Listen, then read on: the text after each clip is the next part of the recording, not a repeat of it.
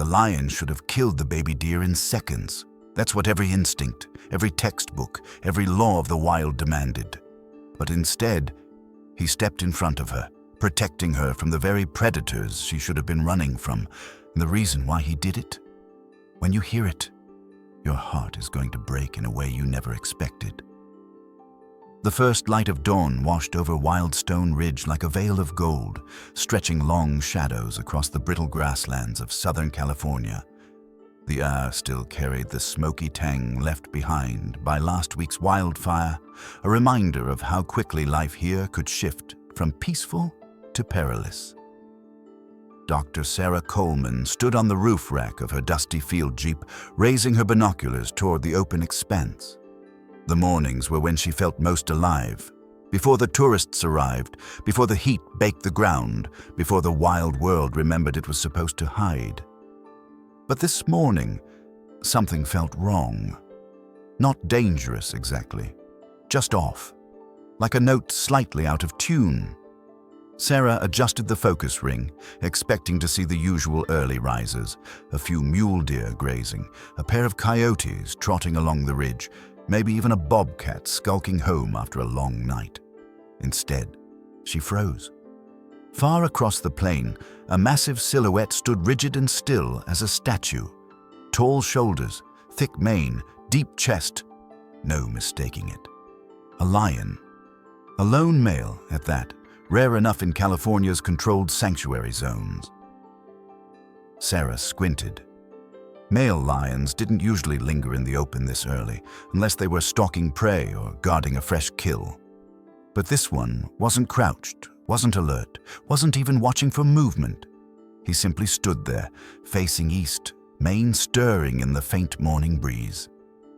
Then something small stirred near his front paws. Sarah's breath caught. A tiny, trembling shape huddled in the shadow cast by the lion's massive frame.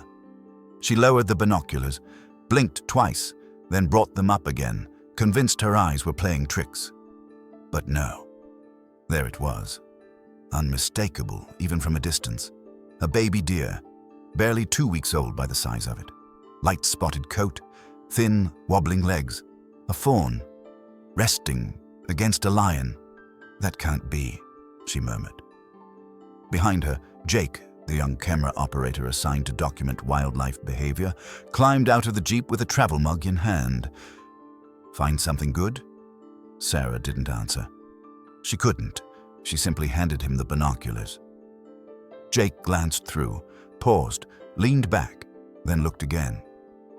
What the hell? He whispered. Neither of them moved.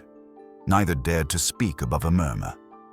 The plane carried sound too easily, and though the lion was far enough away not to hear them, instinct pulled them into a reverent silence. The fawn nuzzled its face into the lion's foreleg. The lion didn't react, not with teeth, not with claws, not even with annoyance. Instead, he shifted slightly, almost carefully, adjusting his stance so his shadow stretched wider over the tiny deer. It was a gesture Sarah recognized from dozens of hours of field footage, a protective posture. Lions only made that adjustment for their own cubs, to shelter them from sun or wind. But this wasn't a cub, and it wasn't even the same species. She could feel her pulse quickening, not from fear, but from bewilderment tinged with awe. Predators broke rules all the time in nature, but this wasn't breaking a rule. This was shattering the biological foundation of predator-prey instinct. Is he guarding it? Jake whispered. I don't know, Sarah said truthfully. But he definitely isn't hunting.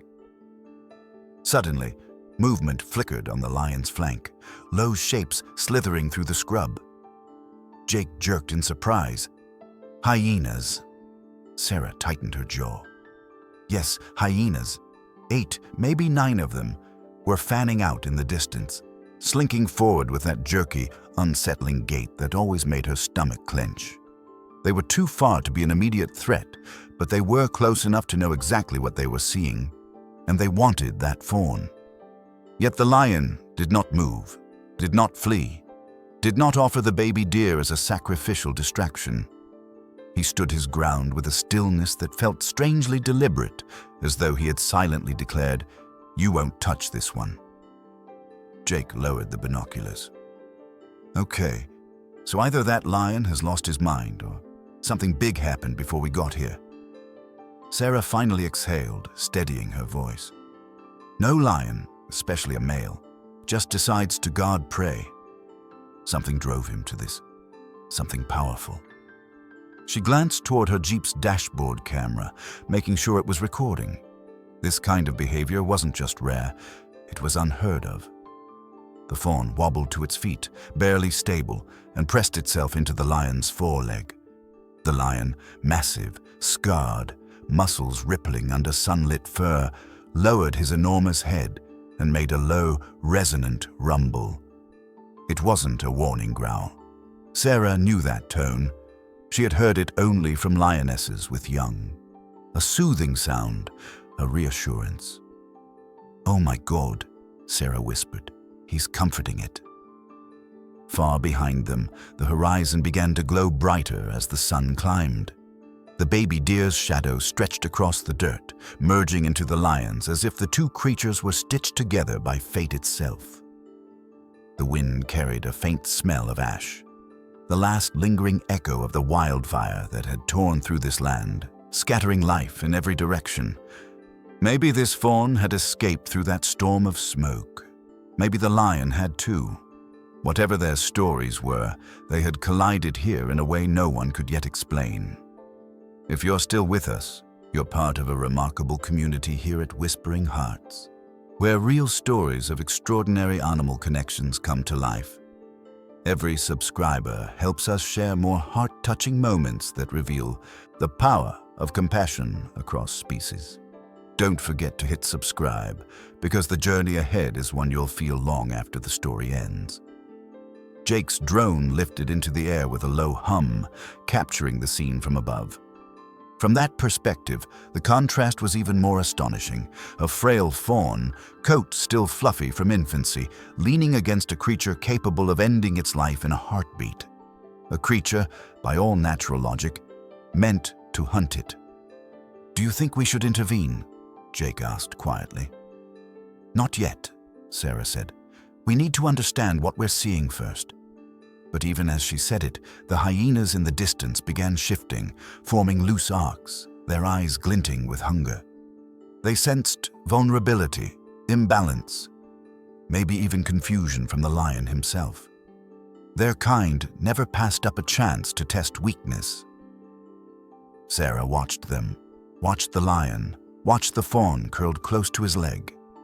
It was a tableau that felt wrong and right at the same time. Wrong by nature's rules, but right by some deeper, older law she couldn't quite name. The lion suddenly lifted his head, nostrils flaring, eyes sharp and golden. Not toward Sarah and Jake, but toward the hyenas. He had sensed them long before she had, and now he shifted one paw slightly forward, placing himself more squarely between the fawn and the approaching danger. That single motion struck her harder than any roar could have. Whatever this was, instinct, memory, mistake, miracle. It wasn't casual, it wasn't accidental, it wasn't temporary. The lion was making a choice that would change everything. She lowered her binoculars, heart thudding. "Jake, start rolling everything. This story isn't just unusual, it's historic." And somewhere deep inside, she understood an even heavier truth. Whatever had brought these two broken creatures together, the danger shadowing them was far from over. 5 months before the morning Sarah watched a lion shield a newborn deer, Wildstone Ridge had been a very different place. Back then, the air hummed with the steady rhythm of an established lion pride, one that had ruled this quiet stretch of California sanctuary land for nearly 6 years. And at the center of it all was Mason. He wasn't the type of lion that roared simply to remind the world of his presence. Mason carried himself with the calm, grounded assurance of a leader who didn't need to prove anything. He walked with a measured confidence, checked the borders at dawn, and returned by sunrise to greet his mate, Rhea, as she nudged their two cubs, Rowan and Ember, out from the den for their morning play. Sarah remembered those days vividly. She had more footage of Mason's family than any other lions in the sanctuary. Everything about them had felt stable, warm, and hopeful. Mason always kept one ear turned toward the cubs, even when he pretended not to watch them tumble over each other. And when they got too close to the brush or wandered toward the riverbank, he intervened with a firm, fatherly nudge. But beneath that peaceful rhythm, something darker was forming across the ridge. At first, it was just scattered sightings, tracks, prints, and distant sounds. Elias, the veteran ranger who had spent 20 years patrolling Wildstone, was the first to sense trouble. He had mentioned to Sarah that he'd spotted a growing clan of hyenas moving closer to Mason's pride territory. Hyenas in Wildstone weren't abnormal, introduced years ago to rebalance predator competition, but this movement was different, coordinated, strategic, intentional, and at the center of that clan was a matriarch named Rogue. Rogue wasn't the usual opportunistic scavenger. She was scarred across her muzzle, blind in one eye, and tougher than any hyena Sarah had ever observed. There was an edge to her, something crafty and calculating. Her clan followed her with absolute loyalty, and they didn't scatter the way most hyenas did when challenged by a dominant lion. They watched. They waited. Then came the night that sealed all their fates. The first gusts of wind kicked up around dusk, hot and dry, carrying the smell of distant ash. Not long after, the sky turned strange, dark clouds rolling low like smoke. It was the kind of night when prey hid early and predators stayed restless. Rhea had gathered the cubs into the den, but Mason kept pacing the perimeter of their territory, unsettled by something he couldn't quite place. Hours later, Sarah would review every second of security footage from the motion-triggered cameras scattered through the ridge, but in the moment, no one was watching. The attack came swift and silent. Rogue led her clan through the scrub under the cover of wind, their paws muffled by scattered debris left after the dry season. 12 hyenas moved like a coordinated unit, something unusual enough to make even veteran researchers uneasy. They didn't howl. They didn't laugh. They advanced with a chilling, predatory intent. Mason sensed them moments before they broke into the clearing. He erupted into full speed, charging toward the den where Rhea had tucked the cubs inside, but he wasn't fast enough. Rogue darted past him with terrifying agility, her clan splitting into two synchronized groups, one to distract the dominant male, the other to strike the den. The first hyena lunged into the entrance just as Rhea met it with a furious snarl, her claws slicing across its face. Ember squealed, Rowan scrambled behind their mother. Mason collided with two hyenas at once, flinging one into a boulder, but the second sank its teeth into his flank. He roared in pain and fury, but the numbers were too uneven, too stacked against the pride. Rhea fought like she had fire in her bones, but she was outmatched. Hyenas attacked in turns, biting, retreating, circling again. Their movements weren't chaotic. They were precise. Mason tore himself free and barreled into the group, but the moment he struck down one attacker, two others replaced it. Rogue slipped past him again, her one good eye glinting with cruel intent. The den entrance was small, and that was both its blessing and curse. The cubs couldn't escape, and the hyenas couldn't get in easily. But it only took one break in the line, one moment of overwhelming pressure, before everything collapsed. By the time Mason fought his way close enough, the den opening was smeared with dust and blood. Rhea lay collapsed, gasping weakly, her golden coat marred by deep wounds. And behind her, the two cubs lay still. The sight made Mason freeze, as if the world itself had been yanked out from under him. His body trembled, his breath shook, his vision blurred. Then the rage came, scorching and blind, and he threw himself back into the fray, ripping at hyenas with reckless abandon. But fury couldn't change numbers, couldn't bring back the cubs, couldn't save what was already gone.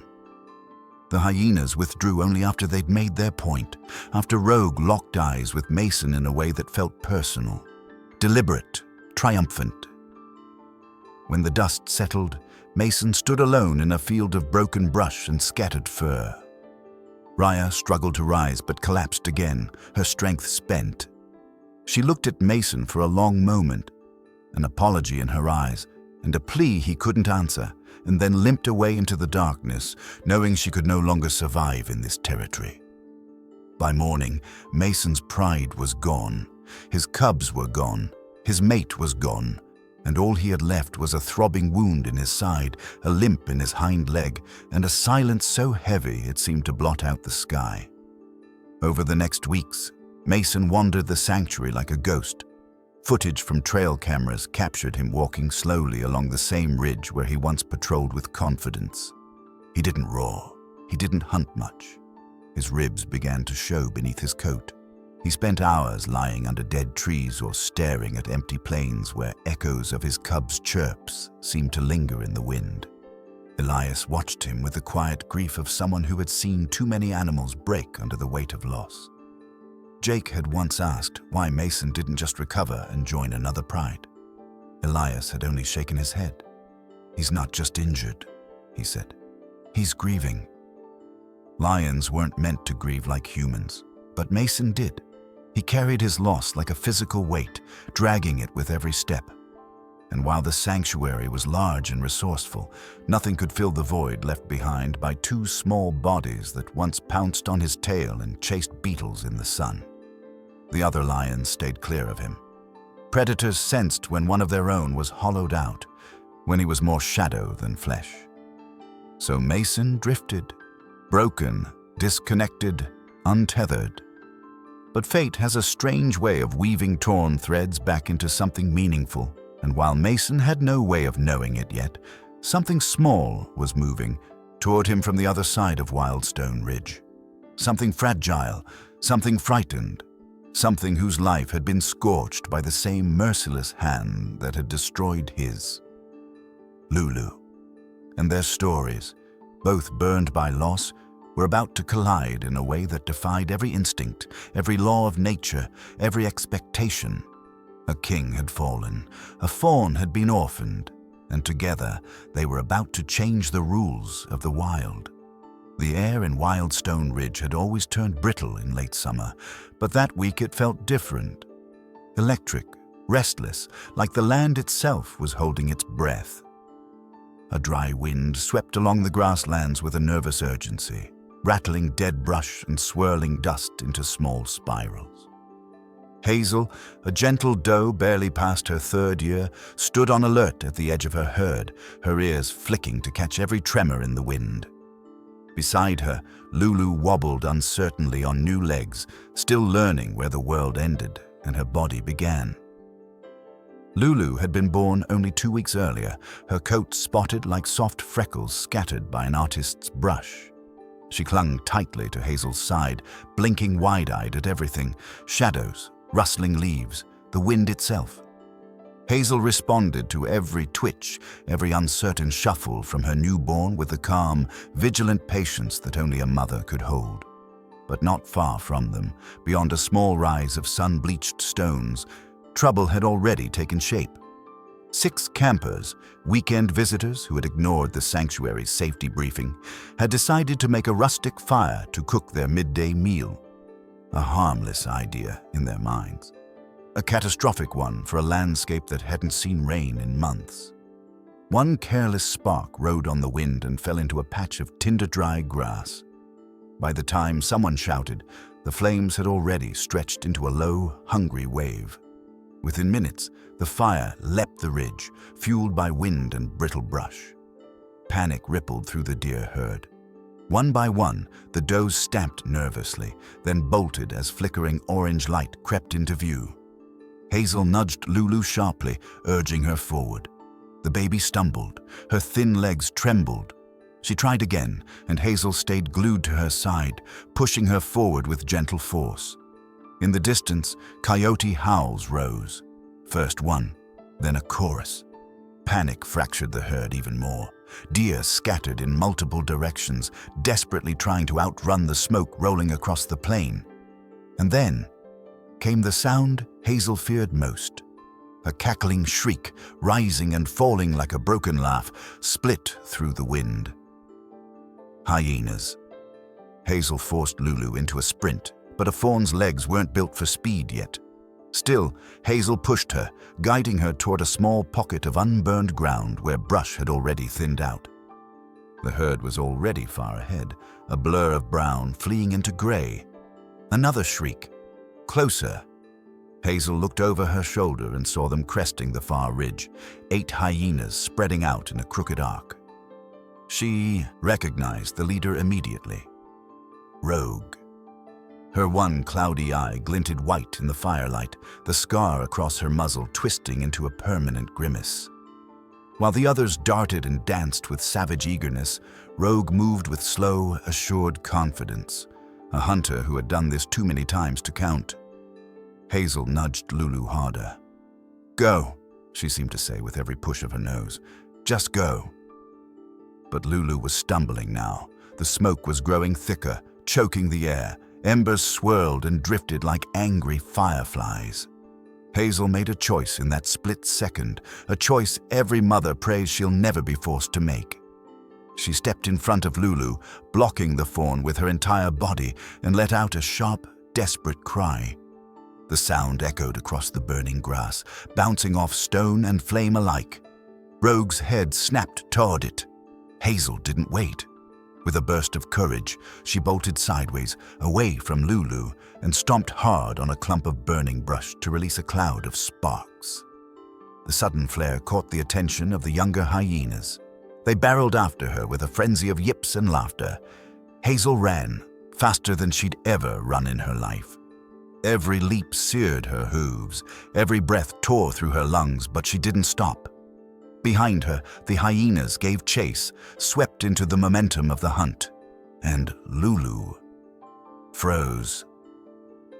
The baby fawn pressed herself into a shallow dip in the ground, trembling so violently her legs threatened to give out entirely. The smoke was thick here, swirling low, muffling sight and sound. But she could still hear everything. Hazel's hooves pounding, the hyena's cruel excitement, the crackling of burning grass. Then came the sound she'd never forget. A short, sharp cry, cut off abruptly. Then silence. The fire continued its march. The wind drove smoke across the ridge, and Lulu curled into the smallest shape she could manage, her chest heaving in tiny, terrified bursts. She didn't understand death. She barely understood life. But she knew that the anchor she had followed since birth, her mother, was gone. She waited. Twilight fell, then night. The fire slowly died, leaving patches of earth scorched black and others still smoldering like half-buried coals. When the moon rose, pale and hazy behind smoke, Lulu finally stood on shaky legs. She called out in a soft bleat, testing the world. No answer, just the lonely whistle of wind over charred land. Step by tiny step she wandered. An owl swooped overhead, sending her falling onto her haunches in fear. Coyotes yipped in the distance. Each sound made her flinch. As the night dragged on, Lulu's small body grew weaker. The milk she'd relied on was gone. The green shoots she needed were scorched into nothing. When dawn broke, she had already traveled farther than any newborn should. Her hooves were scraped raw from stepping on burned ground. Her eyes were rimmed with red from smoke irritation. She followed the faint scent of water, her instincts pulling her forward into a world she didn't understand. But every scent she picked up seemed to vanish, fading into the warm morning air. By the third day, Lulu could barely walk. She dragged her legs more than she lifted them, and each breath carried a tiny whimper. She didn't know the ridge, didn't know which plants to eat, didn't know how to hide. Predators saw her from afar and dismissed her, not because she was invisible, but because she was too weak to bother with. For now. That would change soon. As the sun sank that evening, casting a copper glow across the plains, a low shape crept on the horizon. Lulu didn't see it, didn't smell it. She was too drained to sense anything, but the animal saw her. The lion. Mason stood on a charred rise, his coat catching the fading light, his mane ruffled by the dusty wind. He was thinner now, with a faint limp and eyes that held a loneliness carved deep into bone. He had been following something, shadows, scents, memories of places his cubs once played. Now he saw a small figure below him, trembling, lost. Lulu lifted her head as if sensing something vast and powerful approach, though she had no strength left to run. The world had taken everything from her, and now something enormous was coming toward her through the haze. Their broken paths were finally about to cross. The world was quiet in that strange, heavy way it sometimes becomes after fire has passed through, like the land itself was exhausted. Heat still radiated from scattered patches of scorched ground. Thin trails of smoke curled lazily upward, disappearing into a pale sky that seemed too calm for all the chaos it had witnessed days earlier. Lulu stood in the middle of that silence, trembling with each shallow breath. She had no sense of direction, no herd, no mother, only exhaustion. Her thin legs wobbled beneath her small body. She took a step, then another, and her knees buckled slightly before she forced herself upright again. The world around her smelled like ash and loss. And then she felt something. Not a sound, not a scent, not even a shadow. It was pressure, an instinctive pull inside her chest, warning her that something massive was near. Lulu lifted her head, blinking through the sting of smoke, and saw him. A lion. Mason emerged slowly from behind a blackened cluster of shrubs, his mane stirring in the faint breeze. His body carried the unmistakable weight of hunger and injury, ribs faintly visible, a scar ripped across his flank, a limp etched into every step. But even weakened, he was a giant compared to the fragile fawn staring up at him from several yards away. Lulu froze. Her small heart pounded so fast she felt dizzy. Every instinct she had, though still undeveloped, told her that this was the end. A lion didn't need strength to kill something as fragile as her. Even a swipe of his paw could silence her forever. Mason stopped walking. The wind shifted slightly, carrying her, sent to him. His nostrils flared, his golden eyes focused, not with hunger, not with predatory intent, but with a strange, quiet awareness. For several long seconds, he didn't move at all. From her vantage point miles away, Sarah watched the moment unfold through her scope. She held her breath, as did Jake beside her. It felt unreal, watching two creatures who should never meet without bloodshed stand in a suspended moment where neither seemed to know what to do next. Lulu's legs shook harder. Instinct finally urged her to back up, but she only managed one slow step before her hind leg collapsed and she fell awkwardly onto the dirt. The small sound she made, a soft, pitiful whine, drifted across the brittle grasslands. Mason's ears twitched. Something flickered in him, a memory, faint but powerful. The sound wasn't identical, not exactly, but it was close, close enough to stir a shadow of something he had buried deep. Rowan's cry when he tumbled during play. Ember's frightened chirp when loud thunder rolled through the ridge. The tiny, desperate mewling the cubs made the night Rogue's clan tore through his pride. Mason lowered his head. Not in preparation to strike, not with the intent to pounce. He did the opposite. He softened his posture, bending his front legs until his chest nearly touched the ground. His massive body lowered into a position of vulnerability, a gesture male lions almost never offered except to their own young. Sarah whispered to herself, "He's making himself small." For her. Jake didn't say a word. The drone camera hovered in the sky, capturing every detail. Lulu blinked uncertainly. The monster in front of her had changed shape without moving an inch. No longer towering, no longer threatening. The tension in the air shifted. The lion's mane rippled gently, catching stray beams of sunlight that highlighted streaks of gray ash still clinging to his fur. Another breeze carried Lulu's scent toward Mason. He inhaled. Something in that small, trembling body, its helplessness, its innocence, roused an instinct he hadn't felt in months. Not hunger, not dominance, protection. Mason took one slow, deliberate step forward. Lulu didn't run. She couldn't. Fear held her captive, but so did a strange, quiet curiosity. A fragile hope that the giant before her wasn't what instinct warned him to be. The lion paused, lowering his head further, the way a father lion would lower himself so his cubs could crawl onto his chest. His breath stirred the ash on the ground. Then he made a sound. A deep, rolling rumble from the back of his throat. Gentle, steady, soothing. Sarah's breath hitched. It was the same sound she had heard mother lions use to comfort their young. A reassurance, a promise, a message older than language itself. You're safe. Lulu blinked at him, her lashes wet from smoke and fear. Her tiny nose twitched. She lifted her head slightly, tilting it, trying to understand the impossible. And then, with the hesitance of a creature that no longer expected softness from the world, she stood. Her legs wobbled dangerously, but she managed to stay upright. She took a small step toward the lion, then another. When she reached him, she didn't collapse. She simply rested her head against Mason's front leg, as though trying to disappear into the warmth of his body.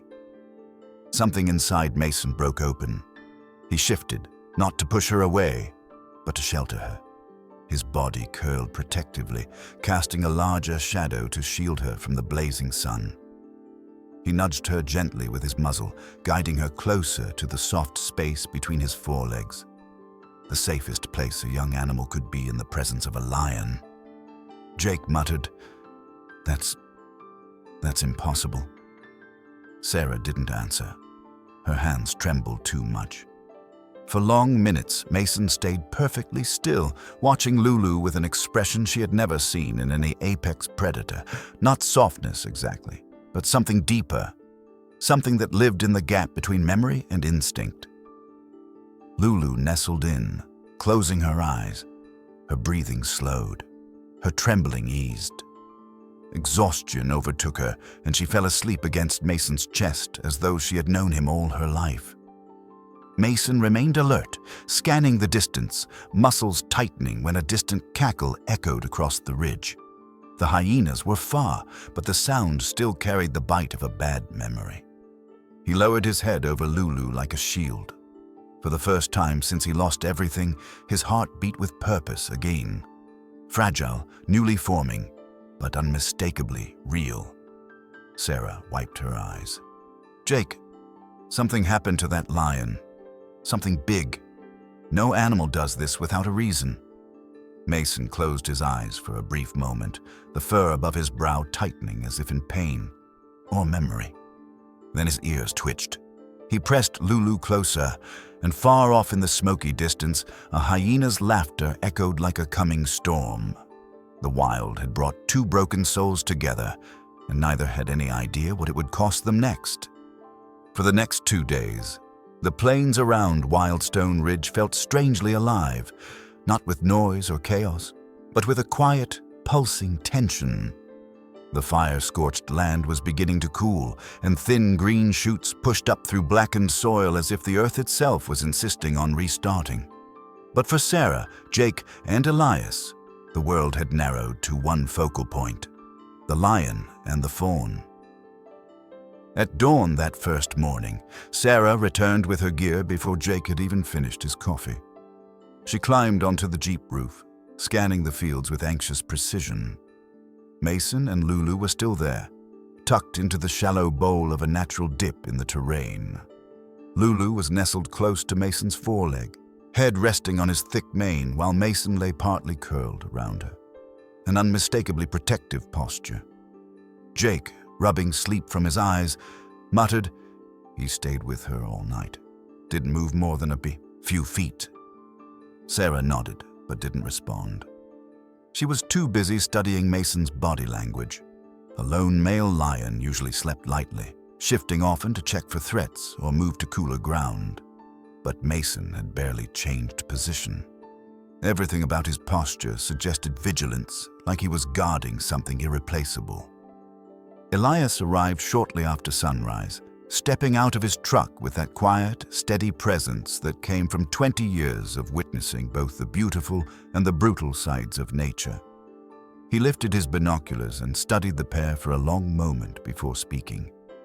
"He's adopted her," he said simply. Jake blinked. "Adopted? Animals don't just—" "Some do," Elias cut in, "but only after deep loss. I've seen elephants take in orphaned calves after a matriarch dies. Wolves have adopted pups from rival packs, but a lion protecting a deer." He exhaled. "This is something new." Sarah lowered her binoculars and looked toward the rise of hills in the distance. "It's not just that he's protecting her," she murmured. "It's how he's protecting her." That morning, they watched as Lulu woke and wobbled to her feet. Her first steps were unsteady, her body still weakened from dehydration and trauma, but she pressed her tiny nose against Mason's cheek, nudging him the way she had done in Chapter 3 when exhaustion threatened to pull him under. And Mason responded the same way he had with his cubs. A soft rumbling exhale, followed by a gentle nudge of his own, guiding her away from a patch of thorny brush. Throughout the morning, Mason showed Lulu small, subtle lessons, ones no dear mother would ever teach, but ones that revealed the depth of his paternal instinct. He showed her how to stay downwind when approaching unknown terrain. He nudged her toward the last surviving green shoots near a shallow gully. He positioned himself between her and the wind when it kicked up ash again. And once, only once, he let out a deep growl when a hawk passed too low overhead. It wasn't a roar, it was a warning meant to tell Lulu to stay tucked against his chest.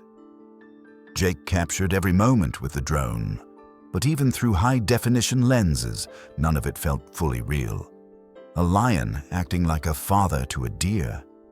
It defied everything they knew, but nature wasn't finished surprising them. That afternoon, as the sun climbed high and heat shimmered off the rocks, Lulu wandered a few feet from Mason's side. She was exploring, awkward, curious, innocent. Mason had dozed off, his body finally giving in to exhaustion. Then Lulu's ears twitched sharply. She froze, her eyes fixed on something none of them had seen yet. A pair of eyes stared from the shadow of a charred tree stump. A coyote. Not a large one, but hungry.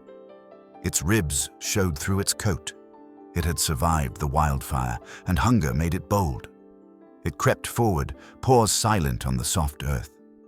Sarah hissed, "No, no, no, no." Before she could react, Lulu let out the softest bleat, a frightened, trembling sound. It wasn't loud, but it sliced through the air like a plea. Mason's head snapped up. He didn't roar. He didn't need to. His eyes locked onto the predator creeping toward Lulu. In one movement, he surged to his feet and threw himself between Lulu and the coyote with a force that sent dust swirling around them. He let out a single roar, so deep, so powerful, the ground vibrated under Sarah's boots. The coyote turned tail and sprinted, vanishing over the ridge. Lulu, trembling, leaned into Mason's leg. Mason bent his massive head, brushing his muzzle along her back in what looked unmistakably like reassurance. Elias breathed out slowly. He's doing everything a father does. But one thing overshadowed the sweetness of this makeshift family. Shadows moving on the horizon. The hyenas. They were keeping their distance, but each hour brought them inches closer. Sometimes one, sometimes 3 or 4. Rogue never approached openly. She watched from high ground, waiting, calculating, remembering. Her clan had tasted blood in this territory before, and now they circled with familiar hunger. On the second night, the hyenas began their psychological games. They didn't attack outright, not yet, but under the veil of darkness, they howled, laughed, shrieked. Sounds designed to unnerve, designed to wear down. Mason stood guard through most of the night. Whenever Lulu startled or pressed into his mane in fear, he lowered his head and made that same soft rumble, a sound that should have belonged to a lioness soothing her cubs. Sarah watched the whole thing from her observation tent, her eyes heavy but her mind racing. "He isn't just protecting her out of instinct," she whispered. "He's remembering." Jake frowned. Remembering what? But Elias understood. He had seen Mason's footage from before his pride was destroyed. He knew how the big lion had interacted with Rowan and Ember. "Look at the way he circles her before he lies down," Elias said. "That's a father's routine. He's shielding her on all sides, exactly the way he did with his cubs." Jake said nothing. The truth hung in the air like smoke. Lulu wasn't just a creature Mason felt pity for. She wasn't just company for an injured, lonely lion. She wasn't even just a fragile life needing protection. She was a reminder, a living echo of what he had lost. She was triggering instincts that grief had buried deep inside him. And for the first time since the night Rogue tore his pride apart, Mason had something to live for. Around midnight, as the hyena's laughter crawled across the plain, Mason rose and placed a paw gently over Lulu, not trapping her, but anchoring her, protecting her even in sleep. "They're a family now," Sarah whispered. But with Rogue watching from the ridge, her eyes glowing in the starlight, that fragile family was standing on borrowed time. Night fell slowly over Wildstone Ridge, stretching long fingers of darkness across the plains. The heat from the day still bled upward from the scorched earth, carrying the scent of smoke, dust, and something sharper, tension. Even the insects seemed to quiet as the light faded, as though the land itself knew a storm was gathering, one born not from clouds, but from teeth. Lulu slept curled in a soft bundle beside Mason's stomach, her small flank rising and falling in uneven breaths. The fawn's exhaustion was deep, the kind that burrows into bone, but even sleep didn't erase the lingering tremble in her legs. Every sound made her twitch, every distant cry pressed her closer to the lion she had somehow come to trust. And Mason, though lying still, wasn't resting. His eyes moved constantly, tracking shadows, reading the horizon, listening. Jake and Sarah watched from their hidden observation point, their equipment tuned for low light. But Elias stood outside the tent, leaning against the hood of his truck, arms crossed, face hard as he scanned the ridge. He felt them before he saw them.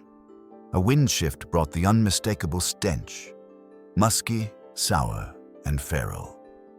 Hyenas. When the first shape appeared on the ridge, Elias didn't need binoculars to recognize it. Rogue's hunched silhouette stood against the backdrop of a rising moon, her one good eye reflecting a shard of silver light. Behind her, the others emerged. First 5, then 8, then more, until a dozen dark shapes dotted the hill. Sarah lifted her scope. "They're spreading out." "Of course they are," Elias muttered. "She's testing him." Jake swallowed. "Should we do something?" Elias shook his head slowly. "Not yet. Not until there's no other choice." Down on the plain, Mason's body stiffened.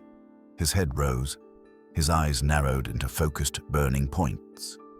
He didn't move suddenly. He rose with slow, deliberate control, like a king reclaiming his throne even in the final hour. He nudged Lulu awake. The little fawn blinked groggily.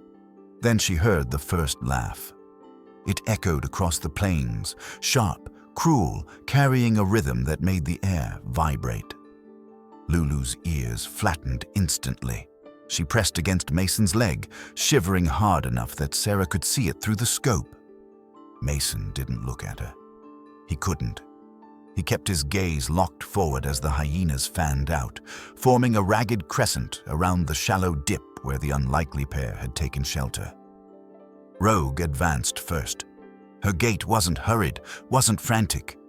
She walked with the calm of a predator who already knew the ending. Every so often she paused to sniff the air, her scarred muzzle twisting in recognition. She remembered Mason's scent.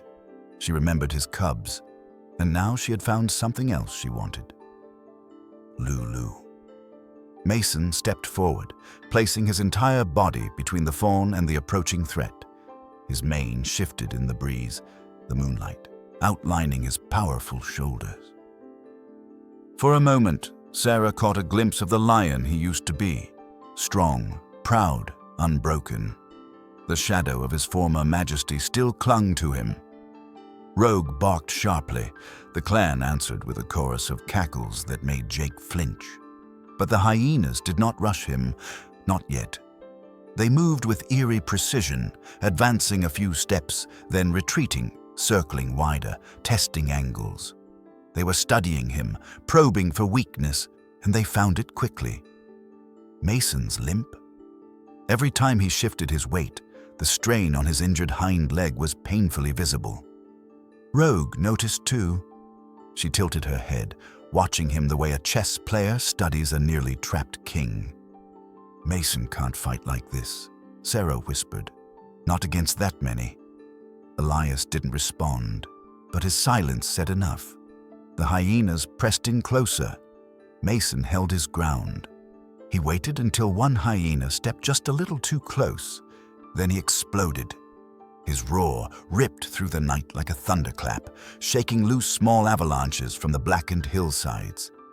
His charge was short but powerful, forcing the closest hyenas to scatter backward in panic. Rogue snarled but retreated 2 steps, annoyed, not afraid. The message was clear on both sides. Mason, you will not touch her.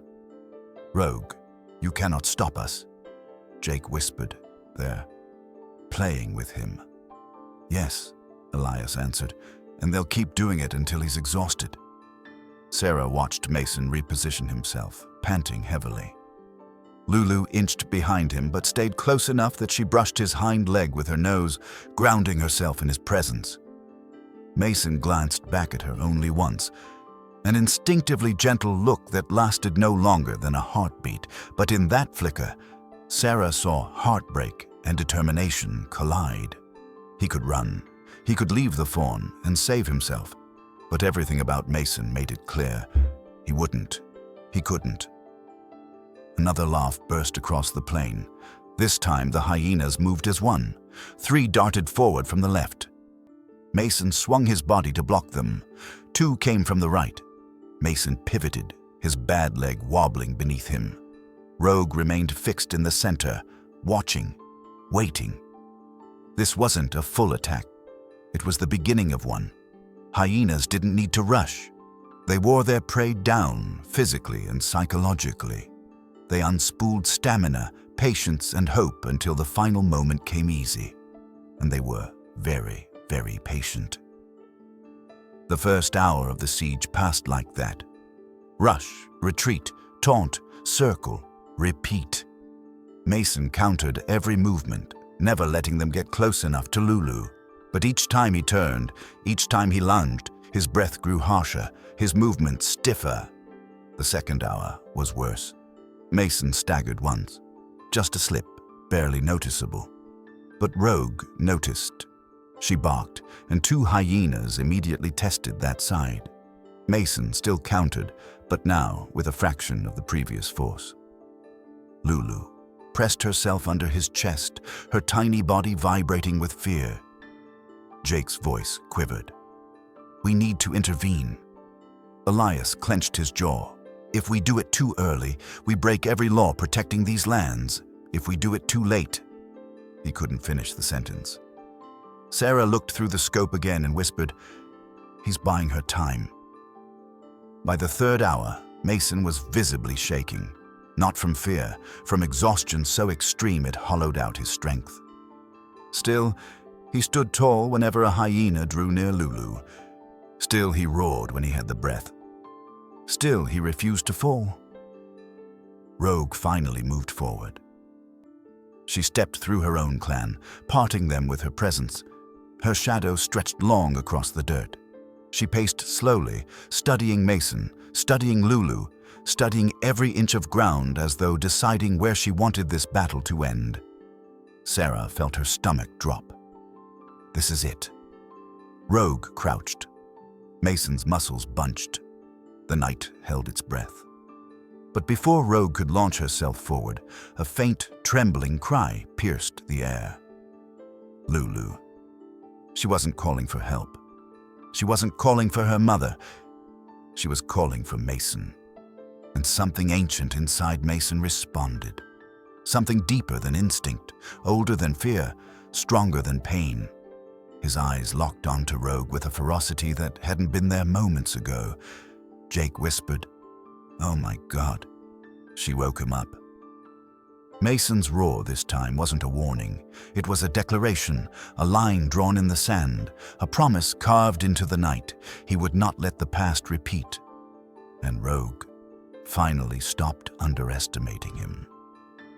The night thickened around Wildstone Ridge, the air pulsing with tension so sharp it felt like the world itself was holding its breath.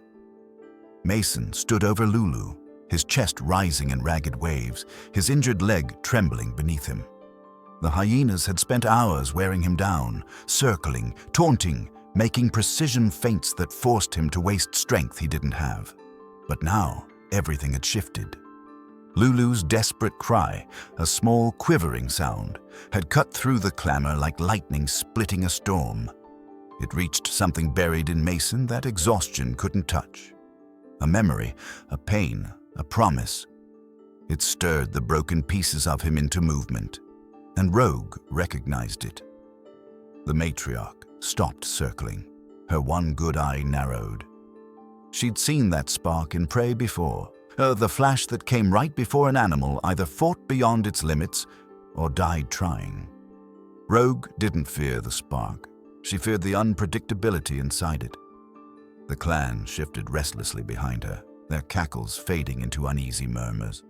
For the first time, even they sensed that the lion in front of them wasn't acting entirely like prey or predator.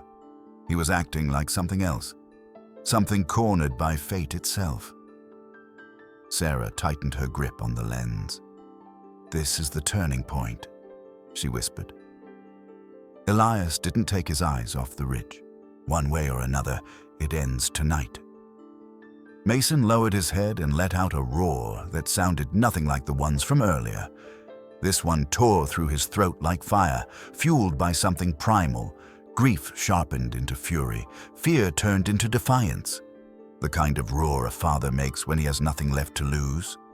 The hyenas responded immediately, spreading wider, instinctively trying to drown out the force of it.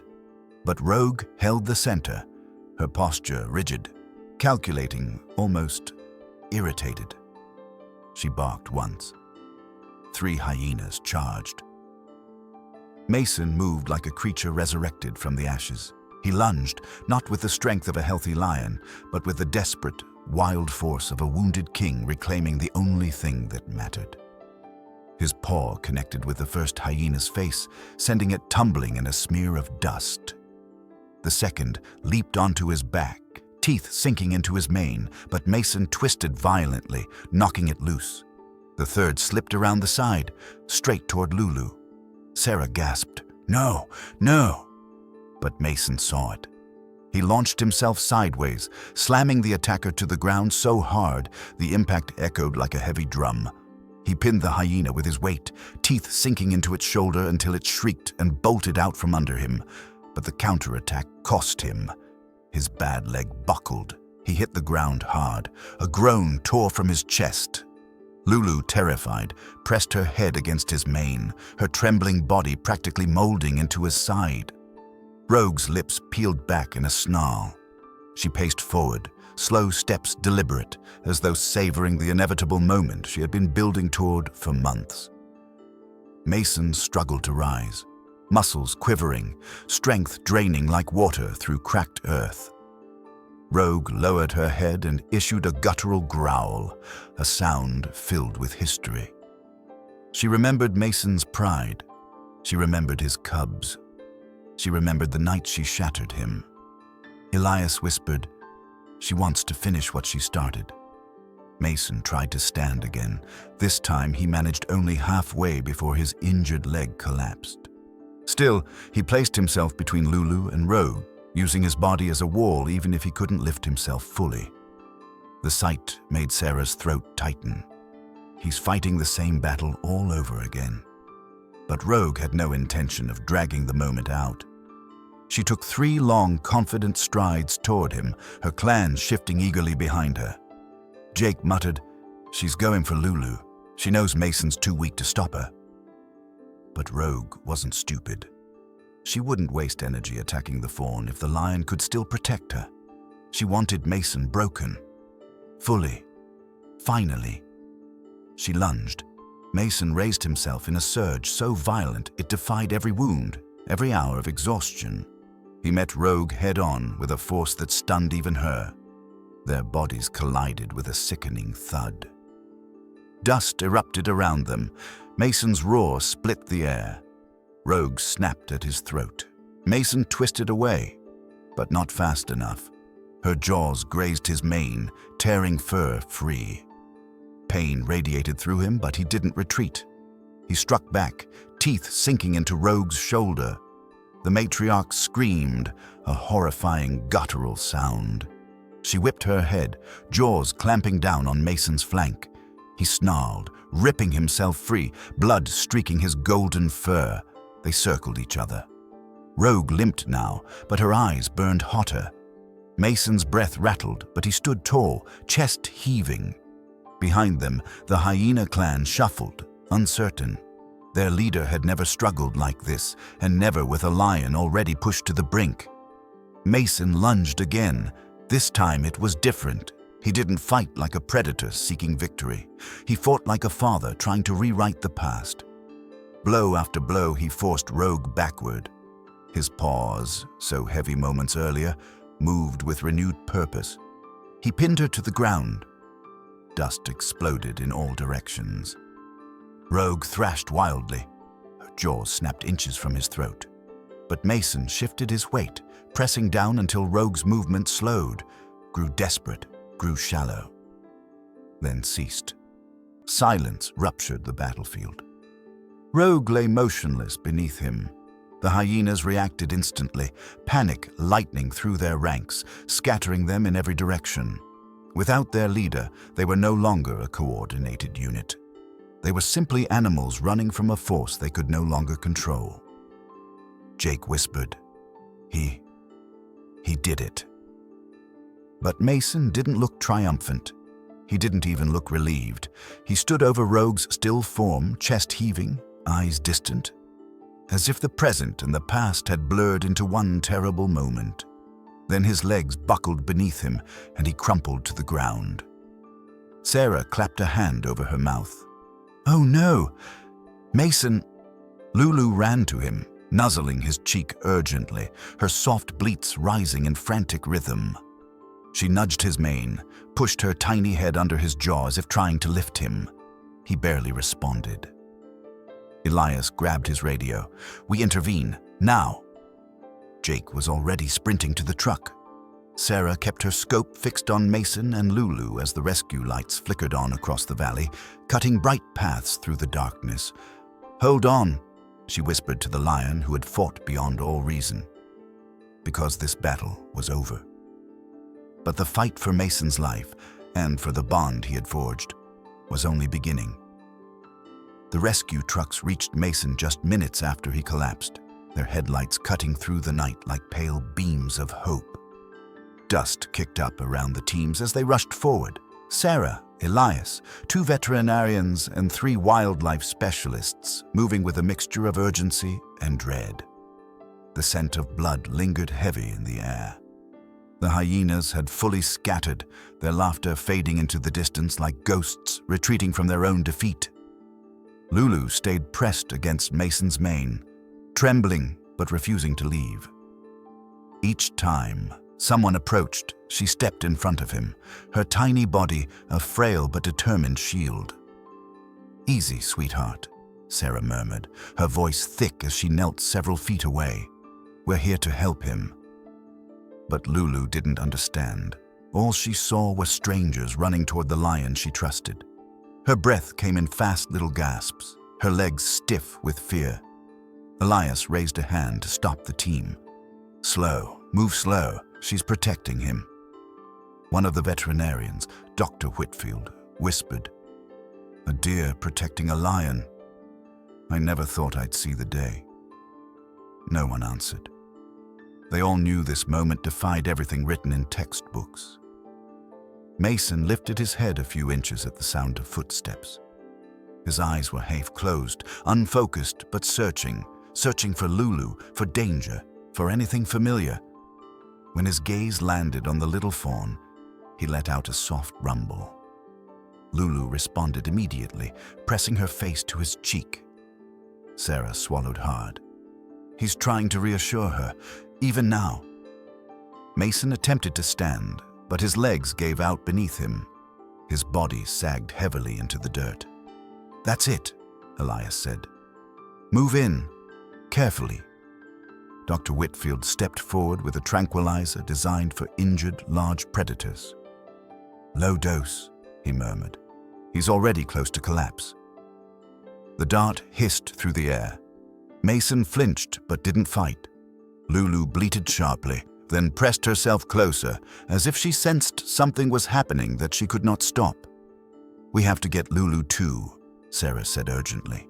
"She won't survive out here alone, and she won't leave him willingly." Elias nodded. "We take both."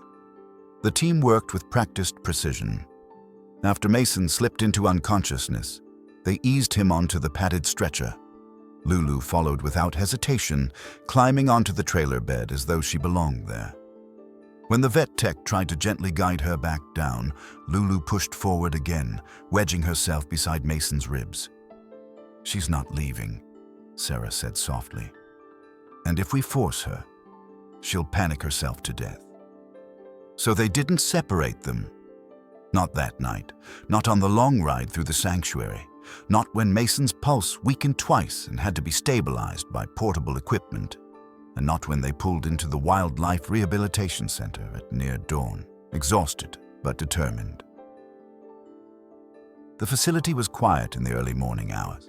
The scent of antiseptic lingered in the halls, blending with the earthy smell of hay and the soft chirps of recovering birds in the aviary wing. Mason was transferred into the largest treatment stall, where the lighting was dim and the temperature warm enough to prevent shock. Lulu followed on shaky legs, refusing to be guided away until they finally let her curl up in a corner of the stall, close enough to see Mason, close enough to hear his breathing. Dr. Whitfield examined the lion carefully while narrating for the team. Puncture wounds on the flank, one deep laceration near the shoulder, stress fractures on the hind leg joint, severe dehydration, and he's lost a dangerous amount of blood. Sarah's chest constricted. "But he can recover, right?" "With intervention, yes," Whitfield said. "Without it, not a chance." Hours passed. They stitched, they cleaned, they stabilized, and Lulu stayed awake through the whole procedure, her dark eyes glued to Mason, ears twitching with every groan he made. When he shivered under anesthesia, she pressed her nose against his paw. When he grew still, she bleated quietly, as if calling him back. Sarah wiped her eyes more than once. "It's like she knows he saved her." Elias nodded. "Or she knows he needs her now."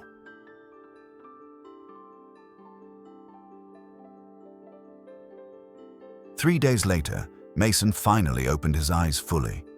His breathing was steadier, though still labored. When he tried to stand, his legs wobbled dangerously, and he sank back down with a soft grunt. But his gaze found Lulu instantly. The fawn perked up, stumbling over to him. She nudged his cheek with urgency. Then relief. Then something like affection. Mason exhaled a slow rumble, the same gentle sound he made when she curled into him days earlier on the plains. He remembers, Jake whispered, watching from behind the observation window.